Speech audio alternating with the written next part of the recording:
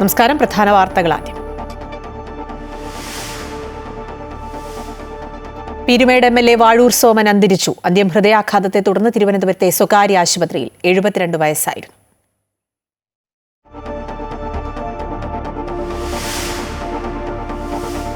യുവനടിയുടെ ആരോപണത്തിന് പിന്നാലെ യൂത്ത് കോൺഗ്രസ് അധ്യക്ഷ സ്ഥാനം രാജിവെച്ച് രാഹുൽ മാങ്കൂട്ടത്തിൽ MLA. ആരോപണം തള്ളി രാഹുൽ. പരാതി വന്നാൽ നിയമപരമായി നേരിടുമെന്ന് വിശദീകരണം. MLA പദവി രാജിവെക്കണമെന്ന് CPM-ഉം BJP-യും. ഗർഭചിത്രത്തിന് പ്രേരിപ്പിച്ചെന്ന മറ്റൊരു യുവതിയുടെ ആരോപണത്തിൽ രാഹുലിനെതിരെ കേസെടുക്കണമെന്ന് അഭിഭാഷകനായ ഷിൻഡോയുടെ പരാതി.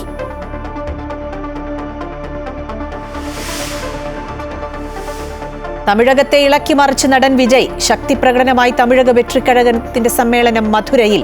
രാഷ്ട്രീയ ശത്രു DMK എന്ന് വിജയ്. ലക്ഷ്യം 2026 തമിഴ്നാട് തെരഞ്ഞെടുപ്പ് വിജയമെന്നും TVK.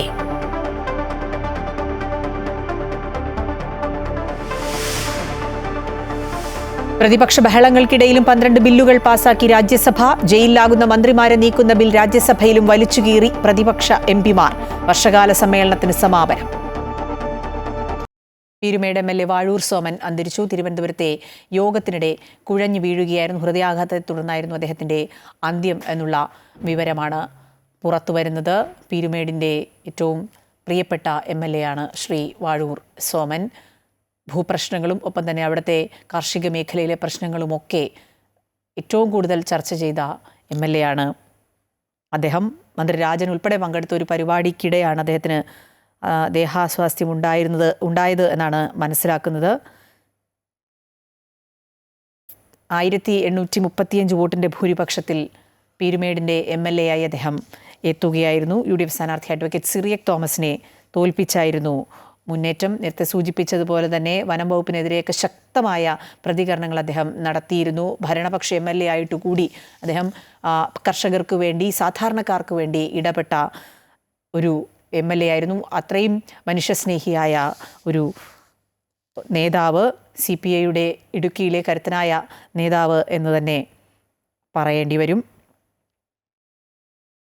ഹൃദയാഘാതമായിരുന്നു അദ്ദേഹത്തിൻ്റെ അന്ത്യകാരണമെന്നാണ് മനസ്സിലാക്കുന്നത്. MN സ്മാരകത്തിൽ അല്പസമയത്തിനകം പൊതുദർശനം ഉണ്ടാകും എന്നുള്ള വിവരങ്ങൾ കൂടി പുറത്തു വരുന്നുണ്ട്. അതിനുശേഷമായിരിക്കും അദ്ദേഹത്തിൻ്റെ ഭൗതികദേഹം ഇടുക്കിയിലേക്ക് കൊണ്ടുപോവുക എന്നാണ് മനസ്സിലാക്കുന്നത്. Institute of land and disaster management കേന്ദ്രത്തിൽ നടന്ന റവന്യൂ അസംബ്ലിയിലാണ് അദ്ദേഹം പങ്കെടുത്തുകൊണ്ടിരുന്നത് എന്നാണ് മനസ്സിലാക്കുന്നത്. അവിടെ നിന്ന് കുഴഞ്ഞു വീഴുന്നതിനിടെ പ്രാഥമിക ചികിത്സ ശുശ്രൂഷ നൽകിയതിനു ശേഷം ആശുപത്രിയിലേക്ക് എത്തിച്ചിരുന്നു. പക്ഷേ എങ്കിലും അദ്ദേഹത്തിൻ്റെ ജീവൻ രക്ഷിക്കാൻ ആയില്ല. 1974 മുതൽ പൊതുരംഗത്ത് സജീവമായ വാഴൂർ സോമൻ 2021 നിയമസഭാ തെരഞ്ഞെടുപ്പിലാണ് ആദ്യമായി MLA ആയി തിരഞ്ഞെടുക്കപ്പെടുന്നത്. കോട്ടയത്തെ വാഴൂരിലാണ് അദ്ദേഹത്തിൻ്റെ ജനനം. 1952 സെപ്റ്റംബർ 14 അദ്ദേഹം കോട്ടയത്തെ വാഴൂരിൽ ജനിച്ചത്. ഒപ്പം AISF-ലൂടെ രാഷ്ട്രീയ രംഗത്ത് എത്തുന്നു. ഇടുക്കി ജില്ലാ പഞ്ചായത്ത് ക്ഷേമകാര്യ സമിതി അധ്യക്ഷൻ, സംസ്ഥാന വെയർഹൗസ് കോർപ്പറേഷൻ അധ്യക്ഷൻ എന്നീ നിലകളിൽ പ്രവർത്തിച്ചിട്ടുണ്ട്. AITSUവിൻ്റെ സംസ്ഥാന വൈസ് പ്രസിഡന്റും ദേശീയ പ്രവർത്തക സമിതി അംഗവുമായി പ്രവർത്തിച്ചു വരികയായിരുന്നു. ഇപ്പോൾ അദ്ദേഹത്തിൻ്റെ ഈ പെട്ടെന്നുള്ള വിയോഗം അറിഞ്ഞ് നേതാക്കളൊക്കെ എത്തുന്നുണ്ട് എന്നാണ് മനസ്സിലാക്കുന്നത്. MN സ്മാരകത്തിൽ 7 മണിയോടെ പൊതുദർശനത്തിന് അദ്ദേഹത്തിൻ്റെ ഭൗതികദേഹം എത്തിക്കും എന്നുള്ള വിവരം വരുന്നുണ്ട്. അതിനുശേഷമായിരിക്കും അദ്ദേഹത്തിൻ്റെ വണ്ടിപ്പെരിയാറിലേക്ക് അദ്ദേഹത്തെ കൊണ്ടുപോവുക എന്നാണ് മനസ്സിലാക്കുന്നത്. ബിനോയ് വിശ്വം അടക്കമുള്ള നേതാക്കൾ ആശുപത്രിയിൽ എത്തിയിട്ടുണ്ട് എന്നാണ് അറിയുന്നത്. ഇപ്പോൾ ഇടുക്കിയിൽ നിന്ന് MC ബോബൻ ചേരുന്നുണ്ട് കൂടുതൽ വിശദാംശങ്ങളുമായി. ബോബൻ, ഇടുക്കിയെ സംബന്ധിച്ച് വളരെ പ്രധാനപ്പെട്ട, പീരുമേടിനെ സംബന്ധിച്ച് പ്രത്യേകിച്ചും വളരെ പ്രധാനപ്പെട്ട നേതാവാണ് വാഴൂർ സോമൻ. സാധാരണക്കാർക്ക് വേണ്ടി അദ്ദേഹം രാഷ്ട്രീയം നോക്കാതെ പ്രവർത്തിച്ചു എന്നുള്ളതാണ് അതിൻ്റെ ഒരു വസ്തുത. വനം വകുപ്പിനെതിരെയൊക്കെ ശക്തമായ പ്രതിഷേധവുമായി ഭരണകക്ഷിയായിരുന്നിട്ട് കൂടി ശക്തമായി മുന്നോട്ട് വരാനൊക്കെ അദ്ദേഹം ശ്രമിച്ചിട്ടുണ്ട്. വിവരങ്ങൾ.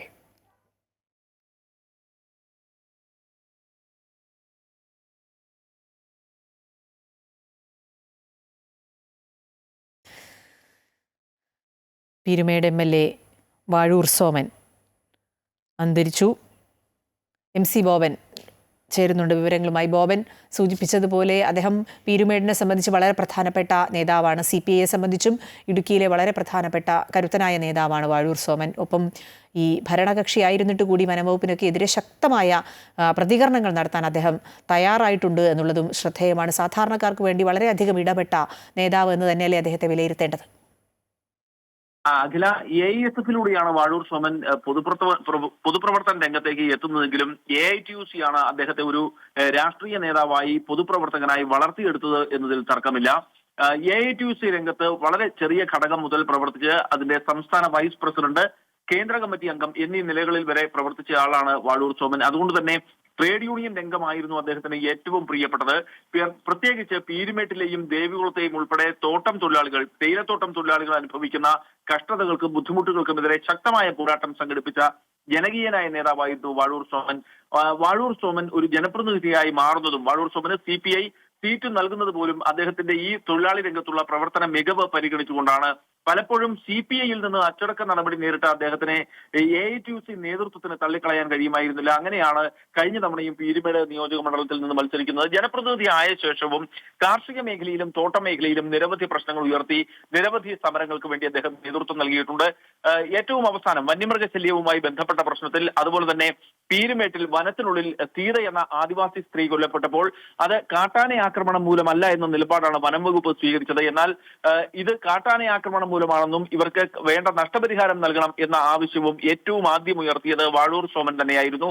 പിന്നീടാണ് പോലീസ് അന്വേഷണത്തിൽ കാട്ടാന ആക്രമണത്തിലാണ് സീത മരിച്ചത് എന്ന യാഥാർത്ഥ്യം പുറത്തു വരുന്നത്. അങ്ങനെ ജനങ്ങളുമായി ബന്ധപ്പെട്ട അടിസ്ഥാന പ്രശ്നങ്ങളുടെ കാര്യത്തിൽ രാഷ്ട്രീയം നോക്കാതെ ശക്തമായ നിലപാടെടുത്തിട്ടുണ്ട്. ഏറ്റവും പ്രത്യേകിച്ച് വനം വകുപ്പിനെതിരെ അതിരൂക്ഷമായ വിമർശനവും അതിശക്തമായ പ്രതിഷേധവും സംഘടിപ്പിക്കുന്നതിൽ വാഴൂർ സോമൻ എന്നും മുൻപന്തിയിലായിരുന്നു. ദേശീയപാത വികസനവുമായി ബന്ധപ്പെട്ടാകട്ടെ, അല്ലെങ്കിൽ പീരുമേട്ടിലെ തോട്ടം മേഖലയുമായിട്ട് പ്രതിസന്ധിയുമായി ബന്ധപ്പെട്ടാവട്ടെ, ടൂറിസ്റ്റ് മേഖലയിലെ വികസന പ്രശ്നങ്ങളുമായി ബന്ധപ്പെട്ട ഒക്കെ വനം വകുപ്പ് പലപ്പോഴും ഇടങ്കോലിടുന്ന നിലപാട് സ്വീകരിച്ചപ്പോൾ ഇതിനെതിരെ രാഷ്ട്രീയം നോക്കാതെ LDF ആണ് എന്ന് പോലും ചിന്തിക്കാതെ വനം വകുപ്പ് മന്ത്രിക്ക് വനം വകുപ്പ് ഉദ്യോഗസ്ഥർക്കെതിരെയും രൂക്ഷമായ ഭാഷയിലാണ് വാഴൂർ സോമൻ പ്രതികരിച്ചിരുന്നത്. ഏറ്റവും അവസാനം 2 ആഴ്ച മുമ്പ് മുണ്ടക്കയത്ത് ഫോറസ്റ്റ് ഓഫീസിന് മുമ്പിലേക്ക് CPI പ്രവർത്തകർ നടത്തിയ മാർച്ച് ഉദ്ഘാടനം ചെയ്യുമ്പോഴും വനം വകുപ്പ് മന്ത്രിക്കെതിരെ രൂക്ഷമായ പ്രതികരണമാണ് ഉണ്ടായത്. ഇതിനെതിരെ ഇതുമായി ബന്ധപ്പെട്ട് വാഴൂർ സോമനെതിരെ NCP നേതൃത്വം മുഖ്യമന്ത്രിക്ക് പരാതി നൽകുന്ന സാഹചര്യം പോലും ഉണ്ടായി. അതിനുശേഷം നടന്ന ഒരു യോഗത്തിലും വാഴൂർ സോമൻ ഇക്കാര്യം പറഞ്ഞിരുന്നു. തനിക്കെതിരെ വനം വകുപ്പ് മന്ത്രിയുടെ പാർട്ടിക്കാർ മുഖ്യമന്ത്രിയെ സമീപിച്ചു, എങ്കിൽ പോലും താൻ പിന്നോട്ടില്ല, വനം വകുപ്പിന്റെ നിലപാടിനെതിരെ ശക്തമായ നിലപാട് സ്വീകരിക്കുമെന്ന നിലപാട് തന്നെയാണ് വാഴൂർ സോമൻ സ്വീകരിച്ചിരുന്നത്. അതുപോലെ തന്നെ തോട്ടം തൊഴിലാളികളുടെ പുനരധിവാസവുമായി ബന്ധപ്പെട്ടുകൊണ്ടും പീരുമേട്ടിലെ ഭൂപ്രശ്നങ്ങളുമായി ബന്ധപ്പെട്ടുകൊണ്ടും സർക്കാർ തലത്തിൽ വലിയ ഇടപെടലുകൾ നടത്തുന്നതിനിടെയാണ് വാഴൂർ സോമന്റെ ആകസ്മികമായ വേർപാട്. അതോടൊപ്പം തന്നെ ഇപ്പോൾ ഏറ്റവും അവസാനം കഴിഞ്ഞ 2 ആഴ്ച മുമ്പാണ് പീരുമേട്ടിലെ ഹെലിബറിയ തേയിലത്തോട്ടം 4 തോട്ടങ്ങൾ അടച്ചുപൂട്ടുന്നത്.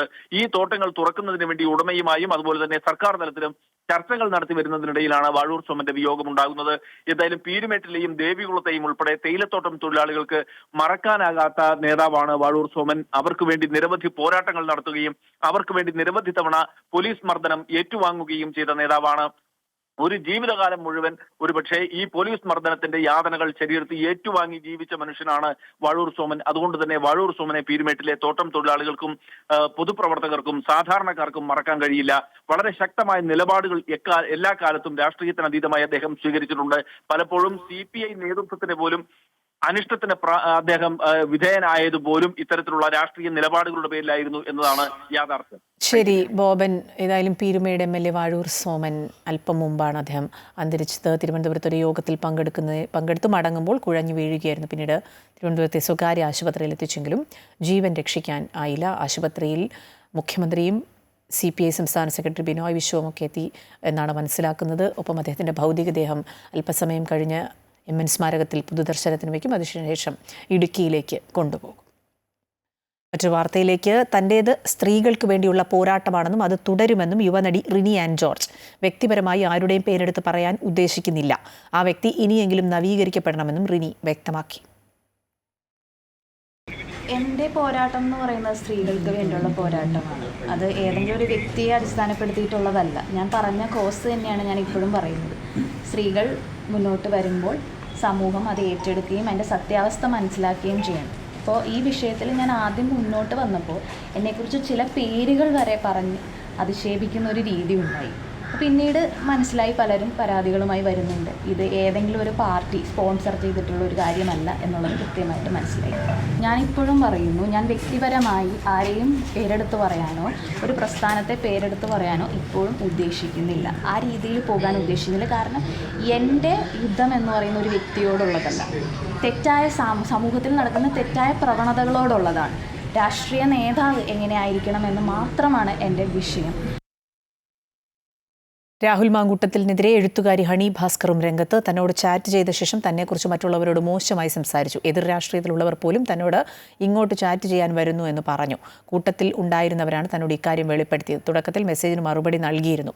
രാഹുലിന്റെ സ്വഭാവം മോശമാണെന്ന് തോന്നിയതിനാൽ പിന്നീട് മറുപടി അയച്ചില്ല. തന്നോട് രാഹുൽ നടത്തിയ ചാറ്റിൽ മോശം പരാമർശങ്ങളില്ല എന്നും ഹണി ഭാസ്കർ പറഞ്ഞു. ഞാൻ മനസ്സിലാക്കിയിട്ടുള്ളത്, രാഹുൽ സമീപിച്ചിട്ടുള്ള എല്ലാ സ്ത്രീകളുടെ അടുത്തും നീ മാത്രം ഉള്ളൂ എന്നുള്ള രീതിയിലാണ് അയാളെ പറഞ്ഞിരിക്കുന്നത്. കാരണം മറ്റൊരാളില്ല, എൻ്റെ സ്നേഹം നിങ്ങൾക്ക് എന്നുള്ള രീതിയിലാണ് ഞാൻ കേട്ടിട്ടുള്ളത്. അപ്പം ഇത് എവിടെയും ഇരകൾ തമ്മിൽ പരസ്പരം അറിയുന്നില്ല. അവരൊക്കെ വിചാരിക്കുന്നത് ഇയാൾ കാണിക്കുന്ന സ്നേഹം സത്യമാണെന്ന് വിശ്വസിച്ചിട്ടാണല്ലോ ഇയാൾ കൂടെ പോകുന്നത്. പക്ഷേ ഇതല്ല അതിൻ്റെ രീതി എന്നുള്ളത് കൃത്യമായിട്ടും എനിക്ക് ജനത്തോട് പറയേണ്ടതുണ്ട്. കാരണം ഇയാൾ ആൾക്കൂട്ടങ്ങളിൽ രാഹുൽ മാങ്കൂട്ടത്തിനെതിരെ കേസെടുക്കണമെന്നാവശ്യപ്പെട്ട് പരാതി. ഗർഭചിത്രത്തിന് പ്രേരിപ്പിച്ചെന്ന യുവതിയുടെ ആരോപണത്തിൽ കേസെടുക്കണമെന്നാണ് ആവശ്യം. അഭിഭാഷകരായ ഷിൻഡോ സെബാസ്റ്റ്യനാണ് എറണാകുളം സെൻട്രൽ പോലീസ് സ്റ്റേഷനിൽ പരാതി നൽകിയത്. മാധ്യമവാർത്തകളിൽ വന്ന ശബ്ദ സന്ദേശത്തിന്റെ അടിസ്ഥാനത്തിലാണ് പരാതി.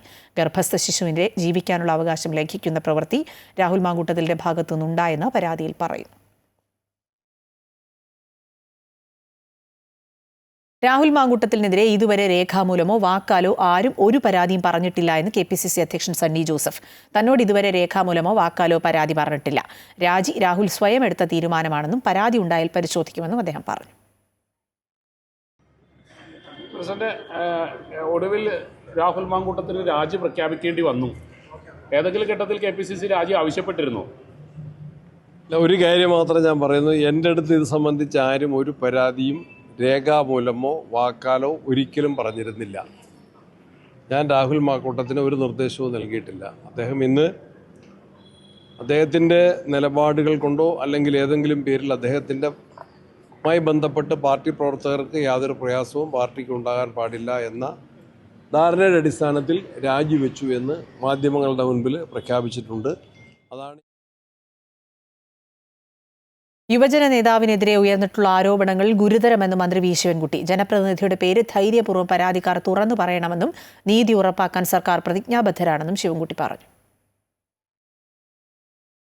ജനപ്രതിനിധിയുടെ പേരിലുള്ള ആരോപണമാകുമ്പോൾ അതിൻ്റെ ഗൗരവം കുറച്ച് കൂടുതലായി വരികയാണ്. ഇത് ജനപ്രതിനിധികളായിട്ടുള്ള യുവാക്കൾ തന്നെ അവർ എല്ലാം സംശയത്തിൻ്റെ നിഴലിലാണ്. ഈ ആക്ഷേപങ്ങൾ ഉന്നയിച്ചിരിക്കുന്ന സഹോദരിമാർ ധൈര്യത്തോടു കൂടി അവരുടെ പേര് വെളിപ്പെടുത്തണം. അവർക്ക് പൂർണ്ണ പിന്തുണയും സംരക്ഷണവും ഗവൺമെൻറ് നൽകും. നീതി ഉറപ്പാക്കുവാൻ സർക്കാർ പ്രതിജ്ഞാബദ്ധമാണ്. ഒരു വനിത ആരോപണ വിധേയനായ നേതാവിൻ്റെ പാർട്ടിയിലെ ഉന്നതരെ പേര് വിവരങ്ങൾ സഹിതം അയച്ചിട്ടുണ്ടെന്നാണ് വെളിപ്പെടുത്തിയിട്ടുള്ളത്. ഇത്രയും ദിവസമായിട്ടും നേതാക്കന്മാരും ഇടപെട്ടിട്ടില്ല. രാഹുൽ മാങ്കൂട്ടത്തിൽ യൂത്ത് കോൺഗ്രസ് അധ്യക്ഷ സ്ഥാനത്തിനൊപ്പം MLA സ്ഥാനവും രാജിവെക്കണമെന്ന് CPM കേന്ദ്ര കമ്മിറ്റി അംഗം EP ജയരാജൻ. സ്ത്രീകളോട് പരസ്യമായി മാപ്പ് പറയണം. രാഹുൽ രാഷ്ട്രീയത്തിൽ നിൽക്കാൻ അയോഗ്യനാണെന്നും അദ്ദേഹം പറഞ്ഞു. അദ്ദേഹം അതുമാത്രം രാജിവെച്ചാൽ പോരാ. അദ്ദേഹം എനിക്ക് തോന്നുന്ന ഒരു നിയമസാമാജികനാണ്. നിയമസഭാ അംഗത്വം രാജിവെക്കണം. ഈ സ്ത്രീകളോടെല്ലാം പരസ്യമായി മാപ്പ് പറയണം. രാഷ്ട്രീയത്തിൽ നിൽക്കാൻ അയോഗ്യനാണ് എന്ന നില വന്നിരിക്കുകയാണ്. സംശുദ്ധമായ രാഷ്ട്രീയത്തെ പരിഹസിക്കുകയാണ് ചെയ്തിരിക്കുന്നത്. ആ നിലപാടാണ് ഇപ്പോൾ സ്വീകരിക്കേണ്ടത്. കോൺഗ്രസ് നേതൃത്വം ആ കാര്യങ്ങൾ നിർവഹിക്കാൻ പ്രാപ്തിയുണ്ടോ എന്നുള്ളതാണ് ജനങ്ങൾ ഇന്ന് ഉറ്റുനോക്കിക്കൊണ്ടിരിക്കുന്നത്. സത്യപ്രതിജ്ഞയോട് നീതി പുലർത്തണമെങ്കിൽ രാഹുൽ മാങ്കൂട്ടത്തിൽ രാജിവെക്കണമെന്ന് മന്ത്രി VN വാസവൻ.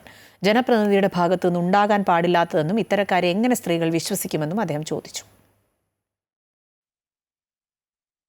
രാഹുൽ മാങ്കൂട്ടത്തിനെതിരായ ആരോപണം അതീവ ഗൗരവമുള്ളതെന്ന് ഡിവൈഎഫ്ഐ സംസ്ഥാന സെക്രട്ടറി വി കെ സനോജ്. വി ഡി സതീശനോട് പരാതിപ്പെട്ടിരുന്നു എന്നാണ് യുവതി പറഞ്ഞതെന്നും വി ഡി സതീശൻ വേട്ടക്കാരനൊപ്പം നിന്നുവെന്നും സനോജ് ആരോപിച്ചു.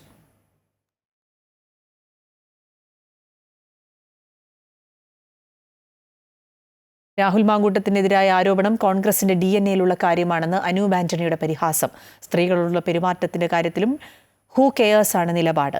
മഹിളാ കോൺഗ്രസ് എം എൽ എയുടെ ഓഫീസിലേക്ക് മാർച്ച് നടത്തണം. MLA കുറിച്ചുള്ള തെളിവുകൾ BJPയുടെ പക്കലുണ്ട്. MLA ഉടൻ രാജിവെക്കണമെന്നും അല്ലെങ്കിൽ BJP വലിയ സമരം നടത്തുമെന്നും അനൂപ് ആന്റണി പറഞ്ഞു. സംസ്ഥാന സർക്കാർ രാഹുലിനെതിരെ കേസെടുക്കണമെന്നും അദ്ദേഹം ആവശ്യപ്പെട്ടു.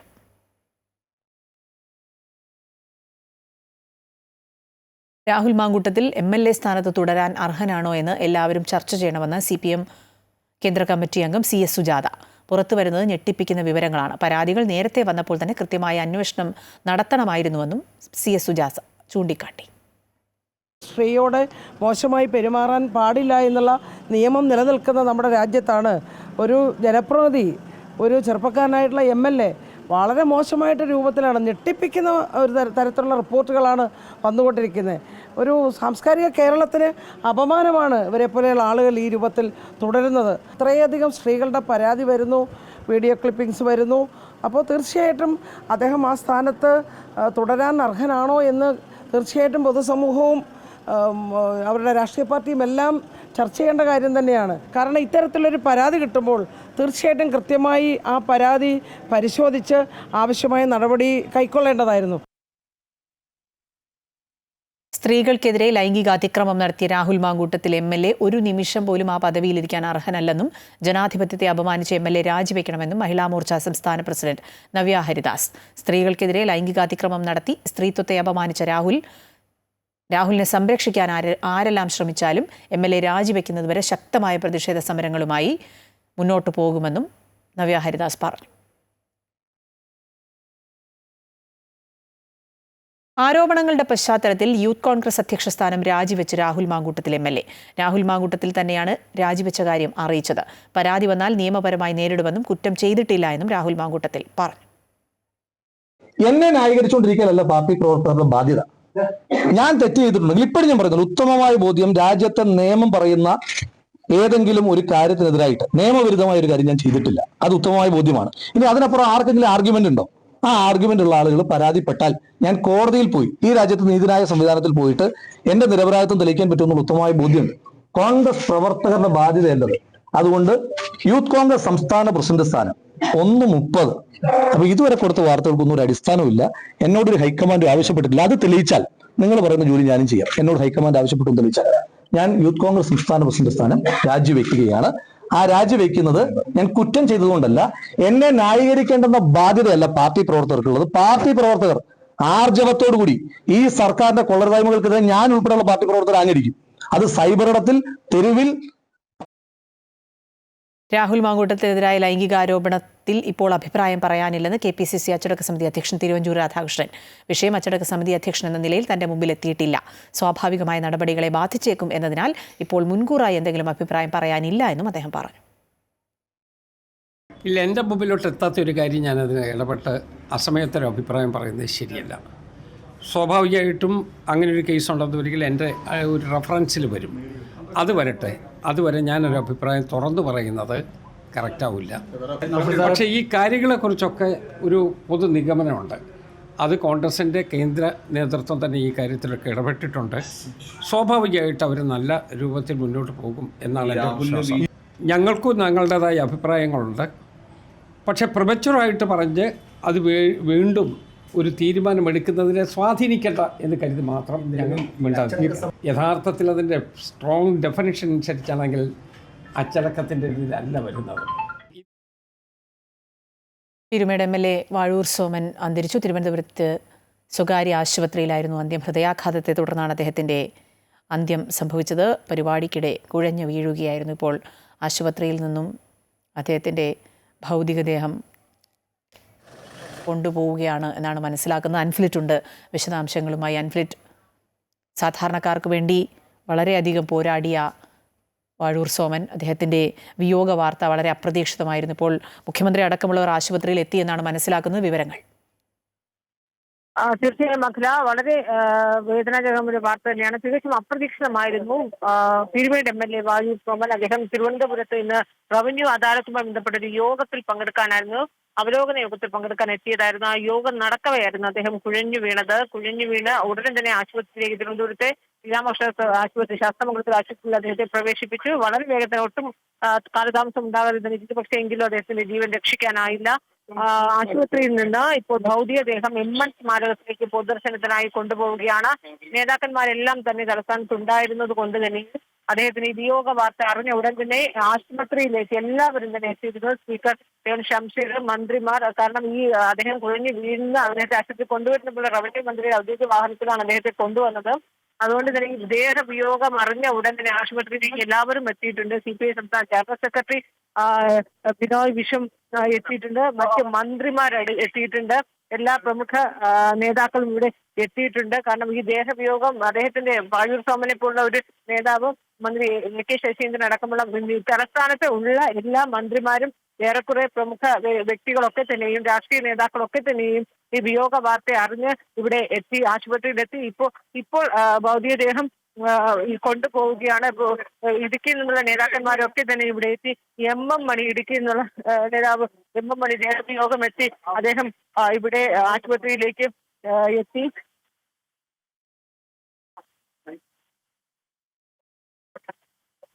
ഹലോ.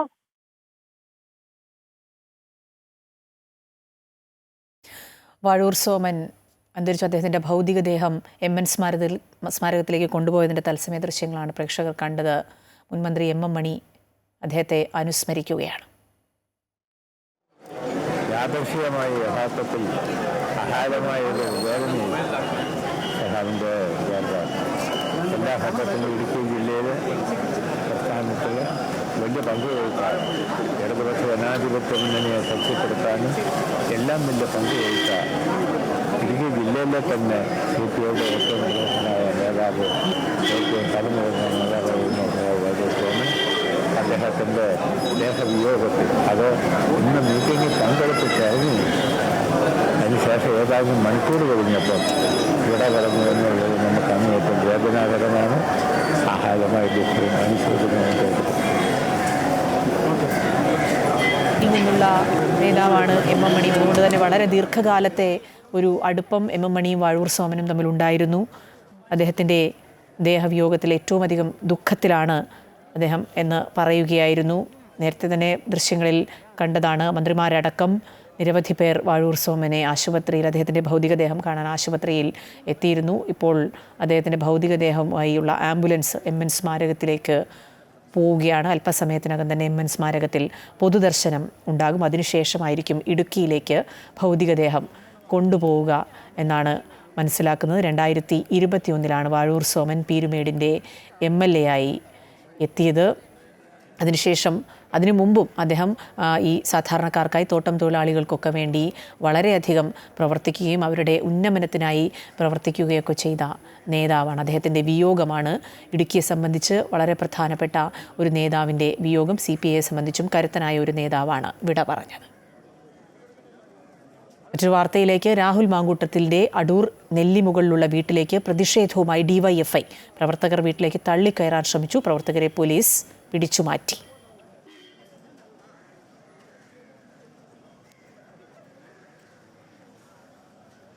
നടൻ വിജയ് നയിക്കുന്ന തമിഴക വെട്രിക്കഴകം പാർട്ടിയുടെ 2ാം സംസ്ഥാന സമ്മേളനം മധുര തൂത്തുക്കുടിയിൽ നടന്നു. ദേശീയപാതയിൽ എലിയാർപതി ടോൾ ബൂത്തിന് സമീപം 500 ഏക്കർ വിസ്തൃതിയിലുള്ള മൈതാനത്തൊരുക്കിയ പ്രത്യേക വേദിയിലാണ് സമ്മേളനം.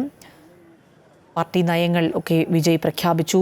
DMK ആണ് പ്രധാന ശത്രു എന്ന് വിജയ് പറഞ്ഞു വയ്ക്കുകയാണ്. 2026 തെരഞ്ഞെടുപ്പിൽ വലിയ മുന്നേറ്റമുണ്ടാക്കുക എന്നുള്ളതാണ് TVKയുടെ ലക്ഷ്യമെന്നും വിജയ് പറഞ്ഞു. വൻ ജനാവലിയാണ് വിജയുടെ ഈ തമിഴക വെട്രിക്കഴകത്തിൻ്റെ 2ാം സമ്മേളനത്തിൽ പങ്കെടുക്കാൻ മധുരയിൽ എത്തിയത്. ആലപ്പുഴ നഗരം അടക്കി വാഴുകയാണ് തെരുവ് നായക്കൂട്ടം. പരിഹാര നടപടികൾ പലതുണ്ടാകും എന്ന് അധികൃതർ പറയുമ്പോഴും കുട്ടനാട്ടിലെ തെരുവ് നായ ഭീതി ഇപ്പോഴും ഒഴിയുന്നില്ല. ഓരോ ദിവസം കഴിയുന്തോറും നായ്ക്കളുടെ ആക്രമണവും പരിക്കേൽക്കുന്നവരുടെ എണ്ണവും കൂടുകയാണ്. ഇന്നും ഇന്നലെയും തുടങ്ങിയതല്ല കുട്ടനാട്ടുകാരുടെ ഈ തെരുവുനായ ഭീതി. സമാനതകളില്ലാത്ത ആക്രമണങ്ങൾക്കും മരണങ്ങൾക്കും ജില്ല സാക്ഷ്യം വഹിച്ചിട്ടും അനങ്ങാപ്പാറ നയം തുടരുകയാണ് ഭരണസിരാ കേന്ദ്രങ്ങൾ കൈയാളുന്നവർ. നഗരത്തിലെ പ്രധാന ഇടങ്ങളിലെല്ലാം തെരുവുനായ ശല്യം രൂക്ഷമാണ്. കഴിഞ്ഞ നഗരസഭാ കൗൺസിലിൽ നായശല്യം രൂക്ഷമാണെന്ന് പരാതി ഉയർന്നിട്ടും ഫലപ്രദമായ ഒരു നടപടിയും ഉണ്ടായിട്ടില്ല. ഇതോടെ നഗരത്തിൽ നായ്ക്കളുടെ ആക്രമണവും പരുക്കേൽക്കുന്നവരുടെ എണ്ണവും ദിവസേന വർദ്ധിക്കുകയാണ്. കഴിഞ്ഞ ദിവസം 5ഓളം സ്കൂൾ കുട്ടികളെ നായ ക്രൂരമായി ആക്രമിച്ചതാണ് ഏറ്റവും ഒടുവിലത്തെ അനുഭവം. ഈ നായയ്ക്ക് പിന്നീട് പേവിഷബാധ സ്ഥിരീകരിക്കുകയും ചെയ്തു. ഒരു ഭീതിജനകമായിട്ടുള്ള ഒരു പ്രശ്നം നേരിടുന്നതെന്ന് പറഞ്ഞാൽ പട്ടിശല്യമാണ്. പട്ടിശല്യം എനിക്കൊന്ന് കഴിഞ്ഞ ഒരാഴ്ചയ്ക്കുള്ളിൽ 4 കുട്ടികളെ, നമ്മുടെ ഇവിടെ പഠിക്കുന്ന 4 കുട്ടികളെ, അത് പേ ബാധിച്ച പട്ടികൾ, അതിനുശേഷം അത് മനസ്സിലാക്കി പേ ബാധിച്ച പട്ടികൾ 4 കുട്ടികളെ കടിക്കുകയുണ്ടായി. ഇന്നലെ ഭയങ്കര ഭീതിജനകമായിട്ടുള്ളൊരു അന്തരീക്ഷം ഇവിടെ ഉണ്ടായിരുന്നു. കാരണം കുട്ടികൾ സ്കൂളിൽ വരുന്ന സമയത്ത് നമ്മുടെ തൊട്ട് പുറകിലാണ് ഈ പേ ബാധിച്ച ഒരു പട്ടി ഓടി നടന്ന് ഏകദേശം 12ഓളം പേരെ കടിച്ചത്.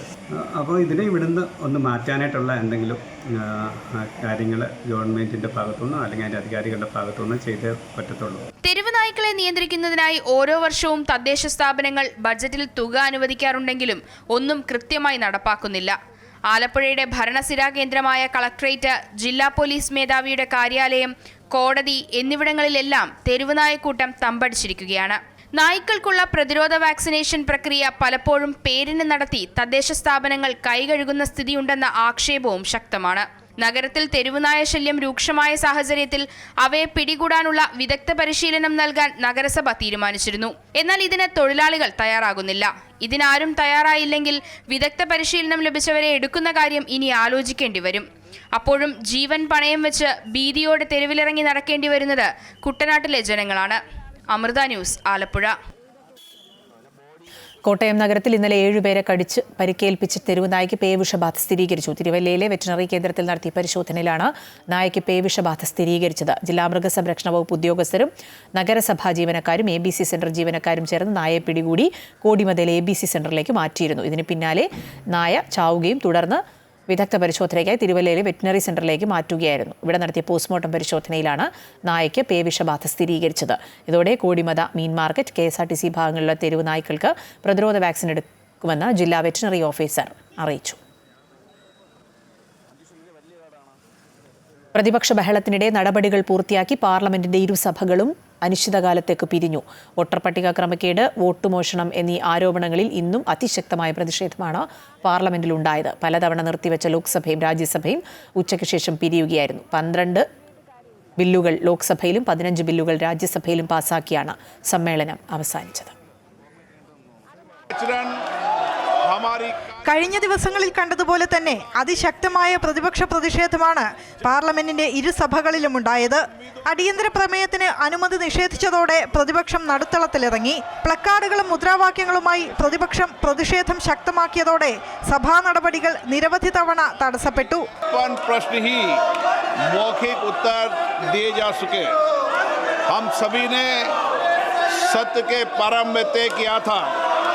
ലോക്സഭ 12 മണിക്കും രാജ്യസഭ 2 മണിക്കുമാണ് നടപടികൾ അവസാനിപ്പിച്ച് അനിശ്ചിതകാലത്തേക്ക് പിരിഞ്ഞത്. ജൂലൈ 21-ന് ആരംഭിച്ച സമ്മേളനത്തിൽ ഇന്നുവരെ 21 തവണയാണ് പാർലമെന്റ് സമ്മേളിച്ചത്. ഓൺലൈൻ ഗെയിമിംഗുകൾ നിയന്ത്രിക്കുന്ന ബില്ലുൾപ്പെടെ സുപ്രധാന ബില്ലുകൾ വർഷകാല സമ്മേളനത്തിൽ പാസാക്കാൻ സർക്കാരിനായി. 12 ബില്ലുകൾ ലോക്സഭയും 15 ബില്ലുകൾ രാജ്യസഭയും കടന്നു. 130-ാം ഭരണഘടനാ ഭേദഗതിയിൽ ഉൾപ്പെടെ 3 സുപ്രധാന ബില്ലുകൾ സംയുക്ത പാർലമെന്ററി സമിതിക്ക് വിട്ടു. അതേസമയം വോട്ടർ പട്ടിക ക്രമക്കേട്, വോട്ട് മോഷണം എന്നിവയിൽ പാർലമെന്റിൽ ചർച്ച അനുവദിക്കാത്തതിൽ പ്രതിഷേധമറിയിച്ച പ്രതിപക്ഷം വിഷയം രാജ്യവ്യാപകമായി ഉയർത്തുമെന്ന് വ്യക്തമാക്കിയിട്ടുണ്ട്. അമൃത ന്യൂസ്, ന്യൂഡൽഹി. രാഷ്ട്രപതിയുടെ റഫറൻസിൽ ഇടപെടാൻ അധികാരമില്ലേ എന്ന് കേന്ദ്രത്തോട് സുപ്രീംകോടതി. ഭരണഘടനാ ഭേദഗതിയിലൂടെ പരിഹാരമെന്നും ചില വിഷയങ്ങളിൽ നീതിന്യായം പറ്റില്ല എന്നും കേന്ദ്രം. സംസ്ഥാന നിയമസഭ പാസാക്കുന്ന ബില്ലുകൾക്കുള്ള അനുമതി സ്ഥിരമായി തടഞ്ഞുവയ്ക്കാൻ ഗവർണർക്ക് അധികാരമുണ്ടെങ്കിൽ തെരഞ്ഞെടുക്കപ്പെട്ട സർക്കാർ എന്തിനെന്നും കോടതി ചോദിച്ചു.